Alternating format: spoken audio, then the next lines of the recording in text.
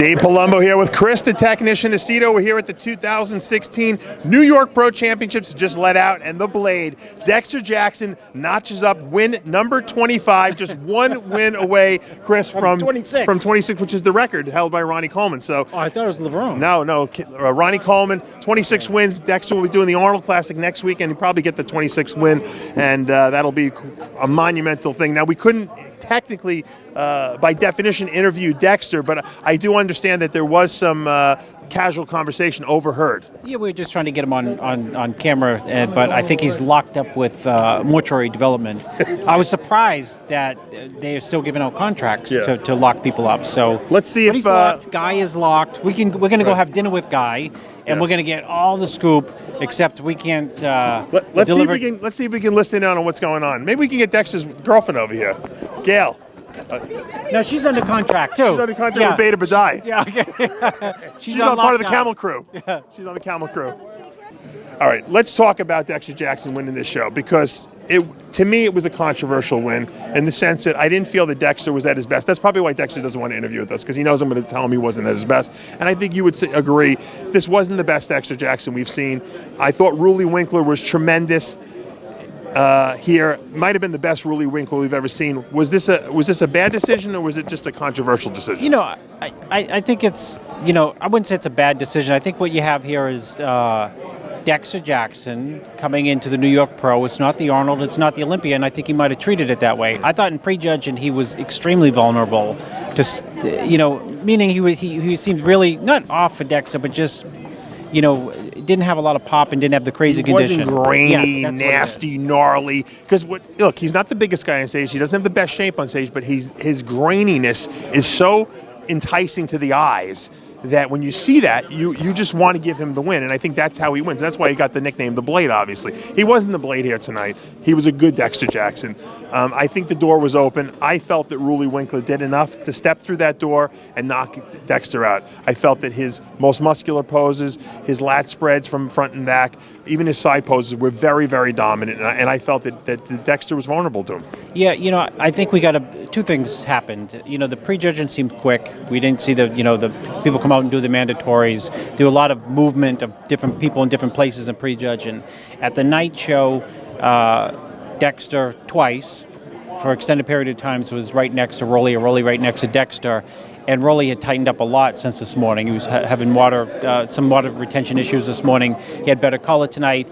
And, if you're a muscle purist, it's hard to deny the monstrosity which is now become Roelly Winklaar.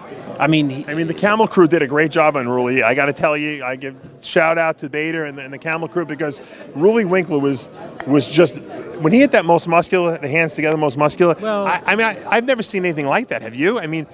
That's Dorian-esque. I think it's far more thick than Dorian's ever been. It's like Nasser times 3. He had an unbelievable most muscular, unbelievable side tricep, side chest.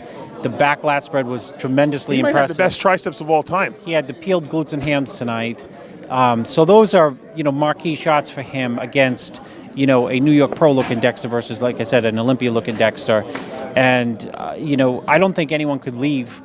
I think had Roelly got the nod, that no one would have. I think the audience would have gone crazy, because when they called Dexter out, no one really went too crazy. And I think that the dynamic would have changed going into the Olympia, because Roelly getting a win over Dexter makes it mandatory almost as good as Cedric getting the win over Kai Green. Yeah. So it came down to the unbelievable mass of Roelly versus a little bit more detail that Dexter had, and I probably would have given the nod tonight, honestly, to Roelly. I would too. Let's talk about Victor Martinez, third place. I was a little miffed by that decision. Now, Victor had some great poses. I think what impressed the judges here about Victor was that he got all his size back that he lost. It took him a long time to do that. He looks Victor-ish. Yeah. Dare I use that phrase? Fullness, roundness. I didn't see the conditioning that he had when he worked with you in the 2003 Night of Champion win, but I saw flashes of Victor, and I think people got excited about that, and I think that's what landed him in third place. Well, sometimes you're judged versus what we saw last. You know what I mean? And, it seems that at this show he made a real solid jump in terms of volume, size, and that's apparently what he was rewarded for, because his condition was, I would say, it was average. it was average. It had, certain times like prejudging under the right light conditions, you'd say, oh, he looks good here, and then, His conditioning reminded me of the conditioning he was bringing to the stage before he met you. And then when you started working them, you took him to another level, and that's when he kind of started decimating the competition. So if he has that muscle back and he can somehow find the formula, whether I see he's trying to go to the Camel Crew possibly, or he calls you back, or he finds the right combination to get that conditioning back, I think with the new muscle he's got, I think he could be dangerous again. Yeah, no, I think that this look, because it's bigger, far outweighs what he looked like at the Olympia, where he was downsized. And I think that downsizing just killed him at the Olympia last year, because, he could have fallen easily, way out of the range at last year's Olympia. And, here we are 16, 17 weeks out, and he's got more muscle coming into the show. So he may be someone to look for to surprise in September. Max Charles finishes in that 4th position tonight. Just absolutely mind-boggling from the front and sides. I mean, the guy's got so much muscle in that pecs, delts, arms. I mean, and he's got a small waist, great abs. His ab thigh shot is among the best of big guys. His front legs really came up. I don't know what the hell he did, but said he went from doing eighth of a range repetitions, eighth of an inch, to doing quarter range. Yeah. Which is 100% difference in terms of what muscles he stimulates. Unit of measurement. Maybe if he gets to half-inch reps, we might actually see some serious muscle. But no, seriously, Max Charles, very impressive tonight. From the behind, conditioning needed a little bit of work, but I think the extra volume from the front and sides worked for him. Yeah, he's a work in progress. He had a win last year, qualified for the Olympia, looked, spectacular in Ohio. I think he was tighter in Ohio in the back, but had more leg mass here and more freaky upper body side shots here. And it's just a matter of, finagling. I mean, but I can finagle. I mean, I know exactly what he needs to do. He just needs to get the back in, and if the legs are up now, if they can hang around and bring the back in, he's gonna win shows this year. Steve Cuoco finishes in that 5th position. We were impressed with him at prejudging. I thought tonight he didn't have, he faded a little bit, but he's got the he looks like he was overcarbed to me. Does that sound right? Maybe, or was he just not tight enough? I don't think he was. Because he looked hard. I mean, he had striatic glutes, but he had like a little bit of a water somewhere that I don't know where it was. It's really in the pecs, shoulders, and it's in the back. Or rather, the shoulders, bicep, tricep area, and in the back. And he had more of it tonight than prejudging. So it looked like they were trying to push him up in the prejudging in the standings. And I think tonight he came back. He fell back down. Yeah, he fell back down. But still winds up ahead of Juan Morel, who's out of that top 5 placing. And probably the most overlooked bodybuilder of the night was Nathan Asha, who was second at the Body Power Pro behind Roelly last week. One of the things that happened was they didn't do individual posing at the prejudging, and I think the judges just didn't know who he was. And even I talked to some of the judges, and even Jim Mannion said that he was overlooked slightly. So Nathan is going to be heading out to California for the show next week. I think that this guy could possibly win next week and qualify for the Olympia. No, he'll have a good shot next week. Tremendous talent. Yeah, he's got good flow, good balance. I think he just needs, the only knock I think I could see really is from behind. He needs more density. Yeah, more density, more thickness. But from the front, he opens up on the frontal bicep. He's got small hips, small waist. He's got big round pecs. He's got good side shots. He's got the glute ham tie-in from the side. Put 20 pounds of muscle on since last year, since he's been hanging out with the Camel Crew out there. That's Camel Crew for you. That's Kuwait. Everyone wants to know what's in. Everyone's applying now. After I asked Beta what the application process is. Victor put in his application right away, and he was accepted. Yeah, I think he was accepted. He's already on Instagram having accepted. Beta he's flying to Kuwait tomorrow. First class. And he's going to be driving a Rolls around, Kuwait City, and he'll go relax on Beto's yacht in the afternoon with Roelly and the gang. Guy Cisternino wins the 212 class, dominates. He repeats as champion here tonight. Absolutely terrific. He had a wedding last night. He had his tuxedo on, and he came to the room to pose for Chris, right? Yeah, he texted me. I had seen him the day before. I said, hey, you look great. And he said, I'm on my way over. I said, for what? He came from the church. On the way to the reception, tore off his like $1,000 tuxedo. It was drenched with protein underneath and ruined. And he posed to me. I said, He's "I told such you a you look nut. great." He's a Yeah, nutcase. and he put it back on and took off. Well, he won, and it was a good sacrifice, I guess. Congratulations to Guy. In the classic physique division, what a battle between Darren Charles and Arash Rabar. And Arash wins again, repeats his victory from the Pittsburgh a couple weeks ago, and he's got to be a guy to look out for at that Olympia, Chris. Another guy you got in your stable.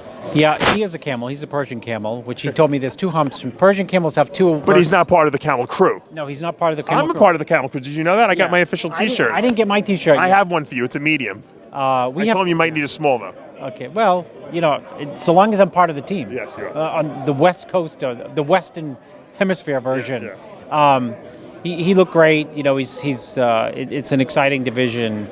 Great battle, though, between him and Darren. I mean, they really matched up well, I thought, and we'll see them at the Olympia obviously matching up, too. I think that's going to be the 1-2 battle. Obviously, Sadiq Hadzovic also will be in that mix as well. Well, you got the movie star. Who's the guy? Danny Hester. Danny Hester, who's qualified. Yeah, well, I think Danny's a little old. Stan McQuay. I think, there's more. I'm just saying, I think that Arash has got to be the guy to beat at this point. Stan works with Kalick, and, which means, he's got a guru in his corner, which anything can happen the next 16 weeks. True. He can come in peeled and full, and he's an ex-bodybuilder, so he's got enough muscle, and he's winning shows too. Speaking of freaks, how about Shanique Grant moving from figure to women's physique in a week's notice? She practiced Miss Olympia. She practiced opposing for 6 hours the night before, and she wins here tonight. I mean, I know you love her physique. I love her shape. Obviously, I'd like to see her put a little bit more size on, but she could be dangerous in 20 weeks at the Olympia. Could she beat Juliana Malacarni? No. But she can be in that first call and be very competitive in it. And because, someone told me she's been training She's 20 years old. Yes, she's been training 18 months or something. Yeah. So you figure there's 4 months to the show. That's a quarter of the time that she's been training. She could radically, She was improve. A gymnast, and she was an athlete, and a track athlete also in college as well, or in high school, I should say. She's 19. She didn't even get to go to college yet. She's so young. She's her and Cody Montgomery could go hang out. They can't even rent a car, go drink together. That's right. They're 2 of the youngest IFBB pros ever. Brittany Campbell wins the figure division here. She places 7th at the Phil Heath Classic behind Candice Lewis, and she comes in here and just dominates, comes back better. Congratulations on that win. In the bikini division, we had a really tough battle, Chris, because, the bikini division is one of these divisions where people change hands every time you see a show. Yeah.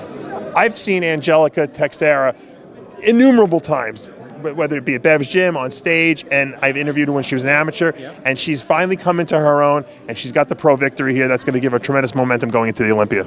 I think, she could place high in the Olympia. There's going to be so many people in the Olympia. That's the one category where, men's classic, you might have 9 guys, or 212, you might have, 12 guys. In the bikini, you can have, how many? 22, 25? George Brown wins the men's physique, repeats as champion, looks phenomenal. We just had him on live with a week ago, so that was good guessing on our part. And I just want to tell everyone out there that, congratulations, because this was one of the best, deepest New York pro lineups we've ever seen. Steve Weinberger once again puts on a tremendous show. It's always great to have Jim Mannion, in the house judging as well, and it just makes this seem almost like a little mini Olympia.